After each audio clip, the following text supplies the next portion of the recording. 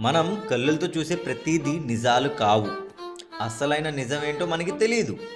But ఈరోజు chapter 3 shlok number 42లో శ్రీకృష్ణుడు ఒక సిస్టమ్‌ని ఎక్స్‌ప్లెయిన్ చేస్తున్నారు.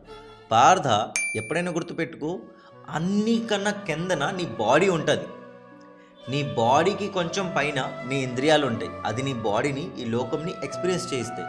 చూడడం, వినడం, తినడం ఇవన్నీ.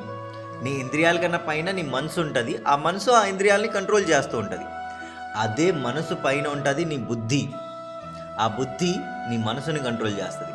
బట్ ఈ వాటి అన్నికి పైన నీ సోల్ ఉంటుంది, అసలైన నువ్వు. అది నీకు అర్థం కావట్లేదు. జస్ట్ ఏదో నీ బాడీకి, నీ ఇంద్రియాలకి, నీ మనసుకి ఏదో డిజైర్ వచ్చిందని, ఏదో అడిక్షన్ ఉందని దానిలోనే కూర్చుని పోతున్నావు. బట్ అసలైన నువ్వెవరో నీకు అర్థం కావట్లేదు. నీ సోల్కి ఎలాంటి డిస్ట్రాక్షన్ ఉండదు, ఎలాంటి డిజైర్స్ ఉండదు, ఎలాంటి అడిక్షన్ ఉండదు. అసలైన నువ్వెవరో తెలుసుకో.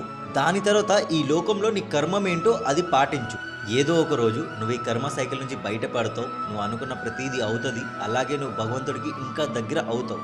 సో పార్థ, మీ అందరికీ చెప్తున్నా, దేవుడికి దగ్గర అవడం అంటే పూజలు చేయడం మాత్రమే కాదు, డిసిప్లిన్గా ఉండి మెడిటేషన్ చేసినా చాలు. అలాగే మీరు చేసుకున్న ప్రతి కర్మం వెనుక ఎలాంటి ఫలితంని ఆశపడకండి. ఇంద్రియాణి పరాణ్యాహుర్ ఇంద్రియేభ్యః పరం మనః మనసస్తు పరా బుద్ధిర్ యో బుద్ధిః పరతస్తు సః